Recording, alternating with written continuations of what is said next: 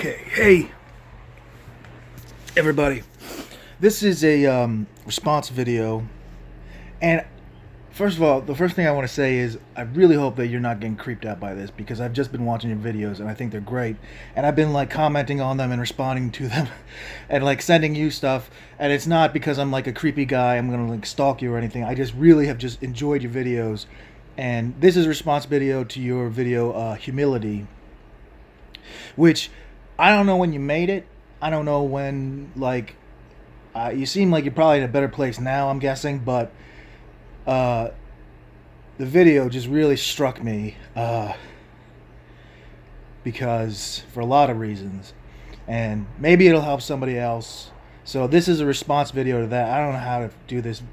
I'm still figuring out this whole YouTube shit. You could tell because my videos are just really shitty. I'm like trying to like, I don't know if I'm gonna make them better. I want to buy one of those Gorilla Pods so I can set it up and make my whole thing like look a little better and like light them and stuff. But for now, I'm just kind of like talking, and it's like everything that's coming out of me is like stuff that I've wanted to say for years. And but I wanted to respond to that video. What, Amani? Hi, Amani. Aaron is working. I'm doing a video. Why am I doing a video? Yeah. Because I got to do a video right now. What do you care? Go do what you're doing, little kid. I'm up here right now. Go. She's cute, but she love her. Go ahead. See you later, Amani. Are you okay, Kevin? I'm fine if you will let me alone to do my video. I'm not gonna come outside. I'm in the middle of something. See, now all this. Now here comes the hammer. Hey, babe. What's up? All right. So this is why my videos kind of suck too, because I always like can never get to the point because I'm always like distracted by something, like pickles jumping up on me or something. But then I think that's maybe that's my charm, right? Well, one can hope. Anyway, I watched your video and it really hit me deep, because the first thing that really hit me deep was when you said, okay, I got all my shit in one bag. And that is some scary existential nonsense. When you get to that point in your life, when you get to that point and you suddenly realize that you can put everything you own, everything you care about into one bag, that's just like, that's weird, because that's not the way it's supposed to be, right? That's not what everybody tells you. It's supposed to be this whole thing where you like have a house and have all this stuff. And like, you're 20 something, right? I'm 41. So it's like doubly scary for me because I'm like old and shit, right? So, but the thing is, in a way, that's what I discovered was, and I'm still kind of that way. Like I like have this nice house to live in, but that's just because my ex-wife is so fucking cool, you know, that she lets me live here. It's not like I make any money. I'm trying. I'm like you. I wrote this book, which is an amazing book, but I just hope the world realizes how good it is. But so, and I'm doing these videos now, and like, I'm not monetizing anything at the moment, but I mean, I'll have to figure that shit out too. If people care, that's the thing.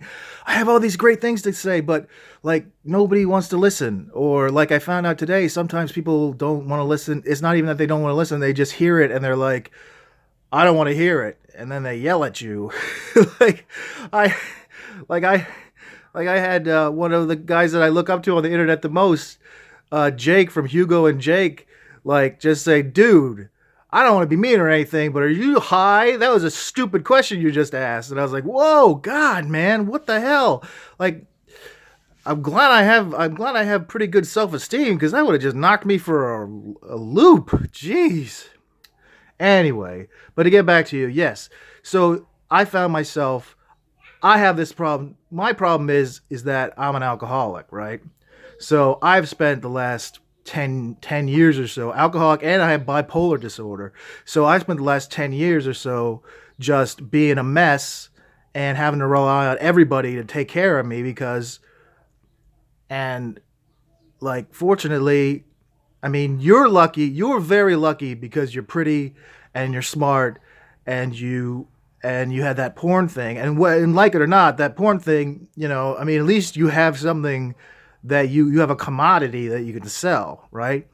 I don't have shit. All I have is my good personality. I mean, if I was an asshole, I would be fucked because nobody would want to deal with me. People barely want to deal with me as it is. So, yeah. And I'm not saying that that's not see, because that ends up sounding like I'm saying, well, you're pretty, so you don't have to work because you're pretty. But it's the same thing. You just have something that you can sell, and you're lucky. I'm really really smart, and I'm gonna have something that I can sell as soon as I get the chance to with this book that I wrote. And like a lot of people can't write a book. So I'm very, very lucky in that sense. So I'm not going to complain.